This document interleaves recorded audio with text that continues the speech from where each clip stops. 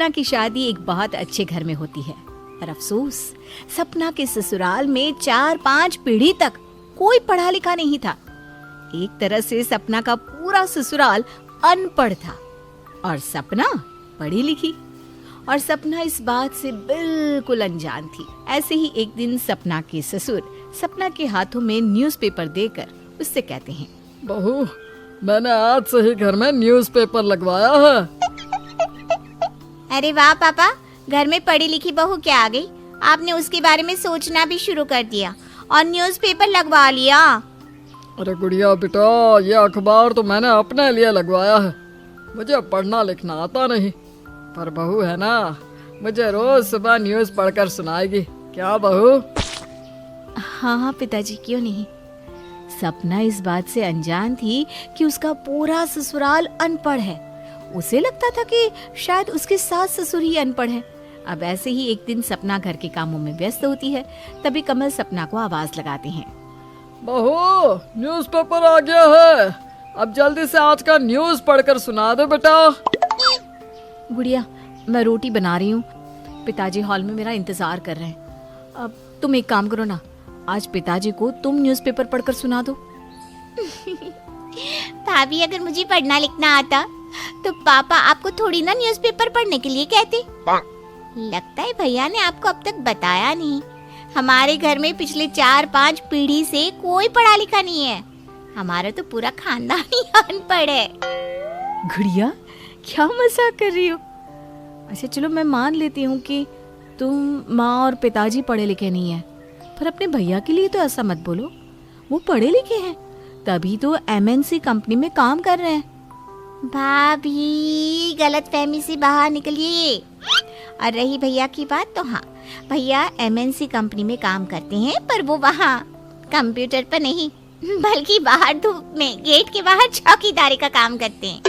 पर देखिए, हमारे पास ना पैसों की कमी नहीं है, क्योंकि हमारी बहुत सारी खानदानी जमीन जो है। इतना बोलकर गुड़िया वहां से चली जाती है। सपना को जब ये पता चलता है कि उसका पूरा ससुराल अनपढ़ है, तो उसके तो पैरों तले जमीन खिसक जाती है। और रात को जब सपना का पति रोहित घर आता है, तो सपना गुस्से में उससे कहती है, आपने और आपके पूरे परिवार ने मुझे धोखा दिया। अगर मुझे पता होता कि मेरा पूरा ससुराल पिछले 4-5 पीढ़ी से अनपढ़ है, तो मैं ऐसे अनपढ़ घर में कभी शादी नहीं करती। सपना, मैं मानता हूँ कि मेरा पूरा परिवार अनपढ़ है, और मेरे घर वालों को भी यही लगता है कि मैं भी उनकी तरह अंगूठा छापूं, पर मैं 12वीं पास हूँ। पर अफसोस उसके आगे कि मैं पढ़ाई नहीं कर पाया, क्योंकि मुझे हर महीने घर में पैसे देने होते थे। इसलिए मुझे अपनी पढ़ाई छोड़कर चौकीदारी का काम करना पड़ा, और मैंने ये पढ़ाई भी घर वालों से छुपा कर करी है। दूसरे शहर जा रहा हूँ काम करने, ये बहाना दिया था घर पर। अरे पर क्यों आपने आगे की पढ़ाई नहीं करी? अगर आपने आगे की पढ़ाई कर ली होती तो आज आप इतनी बड़ी कंपनी में चौकीदार नहीं बल्कि मैनेजर होते। क्योंकि मेरे घर वाले पढ़ाई के खिलाफ है। उनके हिसाब से पढ़ाई लिखाई में कुछ नहीं रखा।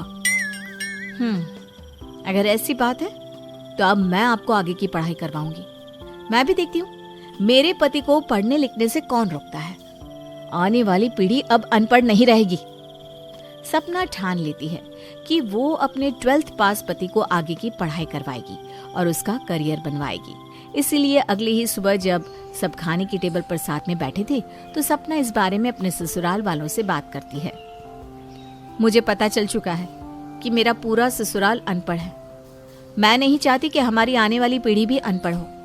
मैं पढ़ी लिखी हूँ, इसलिए मैं चाहती हूँ कि मेरा पति भी पढ़े लिखे और चौकीदारी का काम ना करके कोई अच्छी नौकरी करे। सुनिए जी, बहू बिल्कुल सही कह रही है।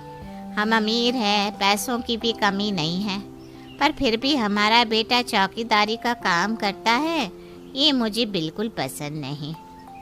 सही कह रही हो तुम।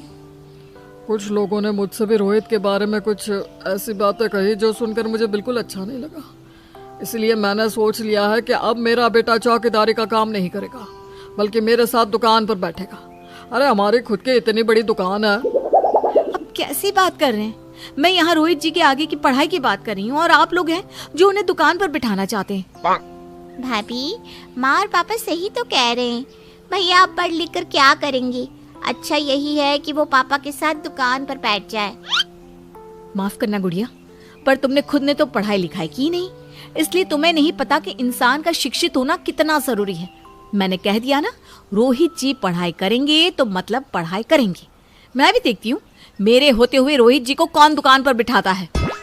बहू, इस घर के मुखिया तुम्हारे ससुर जी हैं, इसलिए इस घर में उन्हीं की चलेगी। रोहित बेटा, कल जाकर ऑफिस में कह देना कि अब तुम चौकीदारी की नौकरी नहीं करोगे, बल्कि अपने पापा के साथ दुकान पर बैठोगे। इतना बोलकर सपना की सास और पूरा परिवार सपना से नाराज होकर वहां से चला जाता है।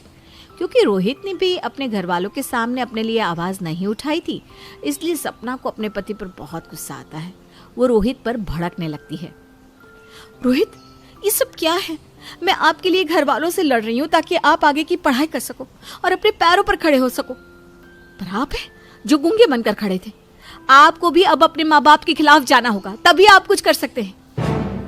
पर सपना, मैं अपने माँ बाप के खिलाफ कैसे जाऊं? मैं अपने माँ बाप के खिलाफ भी नहीं जा सकता और ना ही दुकान पर बैठ सकता हूँ। रोहित का ये जवाब सुनकर सपना का गुस्सा और भी ज्यादा बढ़ जाता है और वो रोहित से नाराज हो जाती है। एक तरफ पूरा घर सपना से नाराज था, तो वहीं दूसरी ओर सपना रोहित से। सपना की नाराजगी खत्म करने के लिए रोहित उसकी बात मान जाता है। अब गुस्सा छोड़ भी दो ना, मैं करूँगा आगे पढ़ाई, जैसा तुम चाहती हो वैसा ही होगा बस। तो जाकर घर वालों से कह दो कि आप दुकान पर नहीं बैठोगे और आगे की पढ़ाई करोगे। सपना के कहने पर रोहित पहली बार अपने घर वालों के खिलाफ जाता है और अपने घर वालों को अपना फैसला सुना देता है। माँ पापा, आप लोगों से छुपकर मैंने जैसे तैसे 12th तो पास कर ली, पर मैं 12th के आगे नहीं पढ़ पाया। मैं इतनी बड़ी कंपनी में एक चौकीदार का काम कर रहा हूँ और अब वो काम छोड़कर मुझे दुकान पर नहीं बैठना। मुझे आगे की पढ़ाई पूरी करके अपना करियर बनाना है। रोहित बेटा, तेरा दिमाग तो ठीक है, तू अपने माँ बाप के फैसले के खिलाफ जा रहा है। अरे हम तेरे माँ बाप हैं, तेरा बुरा नहीं चाहते। अगर तू दुकान पर बैठेगा तो तू अपने पैरों पर अपने आप खड़ा हो जाएगा, कल को अपनी बहन की शादी कर पाएगा। पढ़ाई लिखाई में कुछ नहीं रखा बेटा। अरे पढ़े लिखे लोग तो बेरोजगार बैठे हैं। मैं जानता हूँ पढ़े लिखे लोग बेरोजगार हैं, पर सारे नहीं। और वैसे भी आप सिर्फ दुकान पर बैठकर कमाई कर रहे हैं, पर पढ़ने लिखने के बाद मैं अपनी इस दुकान को बिजनेस में बदलना चाहता हूँ और आसमान की ऊंचाई तक पहुँचना चाहता हूँ। इसके लिए मेरा पढ़ा लिखा होना जरूरी है। अब मान भी जाइए ना, कितना अच्छा लगेगा आप लोगों को भी जब आप गर्व से कहेंगे कि आपके बेटे बहू दोनों पढ़े लिखे हैं। गलती कर दी हमने इस घर में पढ़ी लिखी बहू लाकर, और उससे भी बड़ी गलती हमने अपने बेटे पर विश्वास करके कर दी।